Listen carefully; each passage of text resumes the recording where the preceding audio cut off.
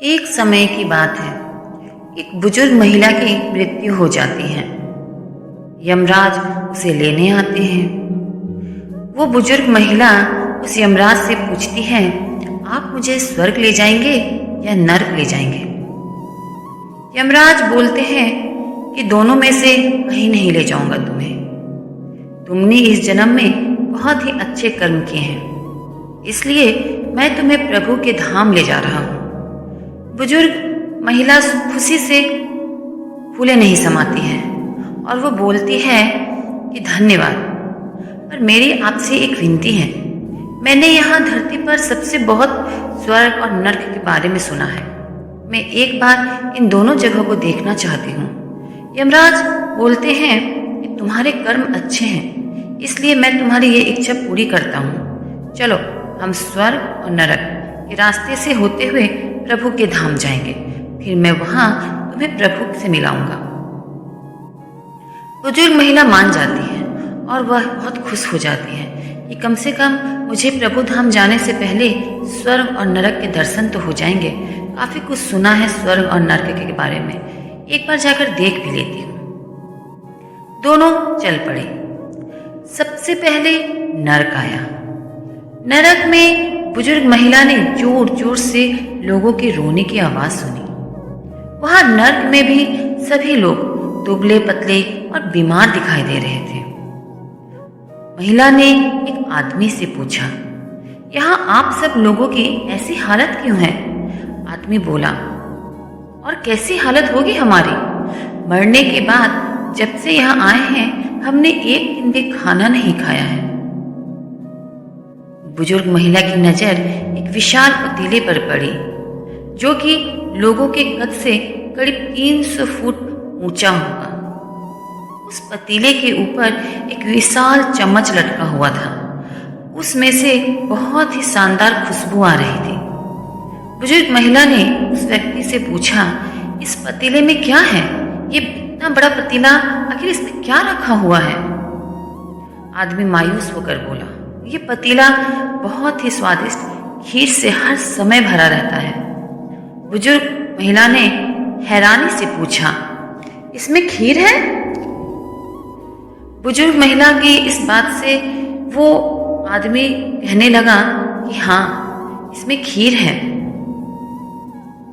तो फिर आप लोग भर पेट ये खीर क्यों नहीं खाते हैं? भूख से क्यों तड़प रहे हैं? उस बुजुर्ग महिला ने कहा। आदमी रो रो कर बोलने लगा, कैसे खाए? ये पतीला इतनी ऊंचाई पर है कि हम में से कोई भी उस पतीले तक नहीं पहुंच पाता।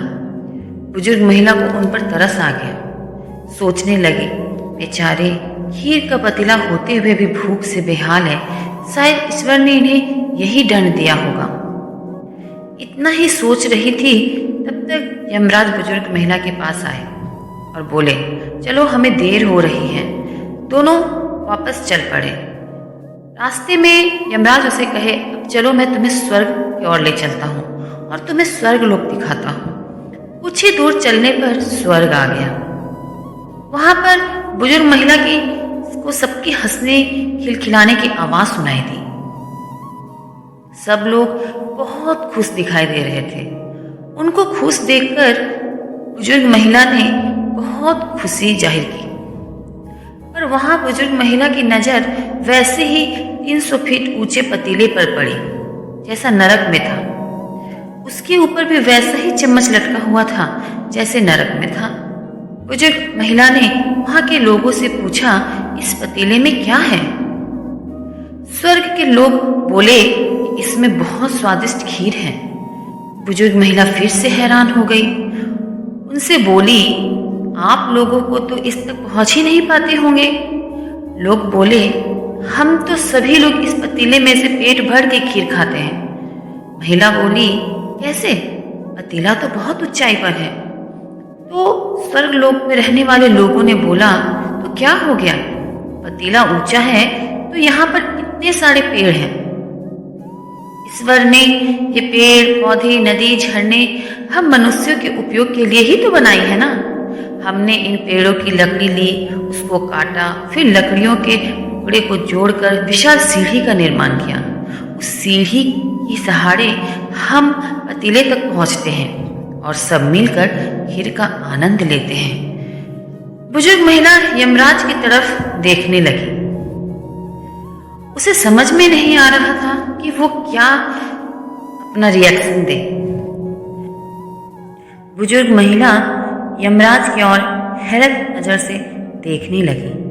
यमराज मुस्कुराए और बोले, ईश्वर ने स्वर्ग और नरक मनुष्यों के हाथ में ही तो सौंप रखा है। चाहे तो अपने लिए नरक बना ले, चाहे तो अपने लिए स्वर्ग बना ले।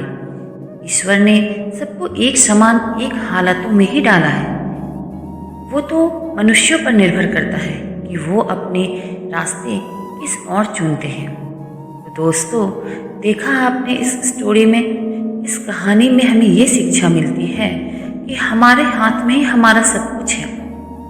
कई बार हम परिस्थितियों से हार मान जाते हैं, कई बार अपनी नासमझी में हम सही रास्ता नहीं ढूंढ पाते हैं, पर हम ये सोचते हैं कि भगवान ने हमारे साथ बहुत गलत किया है। पर ऐसा कुछ भी नहीं है। आप अगर अपनी नज़र खोलते हैं तो आपको समझ आएगा कि भगवान ने हम सभी को जन्म के समान एक ही समान हमें जन्म के वक्त बनाया था। हम सब के पास हाथ, पैर, शरीर, दिमाग एक बराबर ही थे। हमने जैसे जैसे जिसका ज़्यादा उपयोग किया वो वैसे वैसे बढ़ता ही चला गया और हर इंसान की प्रवृत्ति अलग होती चली गई। इसलिए दोस्तों, आपकी ज़िंदगी आपके हाथ में है। आप या तो उससे बिगाड़ लीजिए या सुधार लीजिए।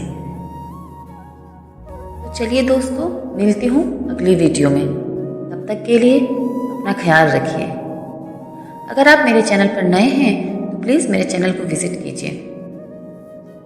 Please like, share and subscribe my channel.